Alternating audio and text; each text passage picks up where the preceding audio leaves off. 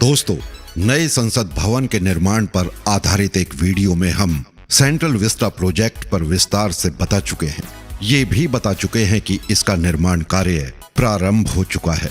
फिर भी हम आपको संक्षिप्त में बता देते हैं कि प्रधानमंत्री नरेंद्र मोदी ने 10 दिसंबर को केंद्र सरकार की महत्वाकांक्षी परियोजना सेंट्रल विस्टा प्रोजेक्ट की आधारशिला रखी थी।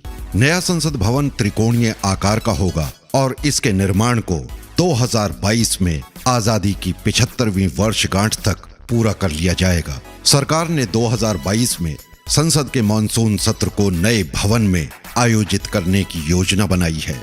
नए भवन का निर्माण टाटा प्रोजेक्ट्स लिमिटेड द्वारा किया जा रहा है। इस परियोजना पर 971 करोड़ रुपए खर्च होने का अनुमान है। टाटा प्रोजेक्ट्स लिमिटेड को विश्वास है कि वो इस परियोजना को समय पर या उससे पहले पूरा करने में सक्षम होगा। मौजूदा संसद भवन से सटे नए संसद भवन में एक साथ 1200 सांसद बैठ सकेंगे। नए भवन में लोकसभा वर्तमान के मुकाबले 3 गुना बड़ा होगा। राज्यसभा का आकार भी बढ़ेगा। इसका निर्माण 64,500 वर्ग मीटर के कुल क्षेत्र में होगा।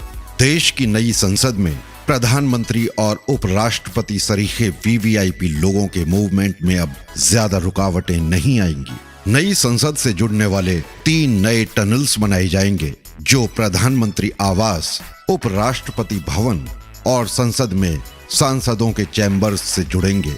इन टनल्स के पीछे का कंसेप्ट है कि अगर वीआईपी मूवमेंट संसद से इतर होंगे तो बहुत ही कम रुकावटों के साथ वीवीआईपी के मोटरकेड नई संसद के कॉम्प्लेक्स के अंदर और बाहर आ जा सकेंगे। सेंट्रल विस्टा रीडेवलपमेंट प्लान के अनुसार नया पीएम हाउस और पीएमओ साउथ ब्लॉक की तरफ और उपराष्ट्रपति का आवास नॉर्थ ब्लॉक की तरफ होगा। सांसदों के चैम्बर्स वहीं आएंगे जहां फिलहाल ट्रांसपोर्ट और श्रम शक्ति भवन मौजूद है। प्रस्तावित टनल्स सिंगल लेन के रहेंगे क्योंकि इनका इस्तेमाल खास तौर से कुछ ही व्यक्तियों द्वारा किया जाएगा। क्योंकि ये छोटे खंड हैं, ऐसे में संसद तक पहुंचने के लिए गोल्फ कोर्स का इस्तेमाल किया जा सकता है।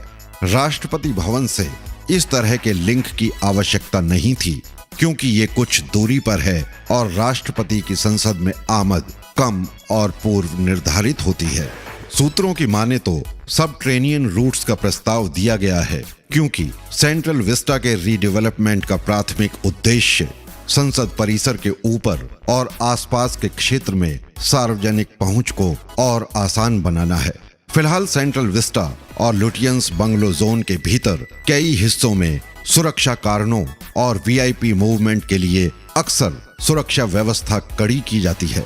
इससे लोगों की आवाजाही पर असर पड़ता है। भविष्य में वीआईपी सार्वजनिक मार्गों का उपयोग केवल गणतंत्र दिवस परेड जैसे आयोजनों के लिए कर सकते हैं। सेंट्रल विस्टा में प्रस्तावित विकास में आगंतुकों और पर्यटकों के लिए क्षेत्र में सार्वजनिक पहुंच को बेहतर बनाने की रणनीति के रूप में वीआईपी मूवमेंट्स के लिए हाई सिक्योरिटी की जरूरत है जो आम रास्तों से अलग होगी।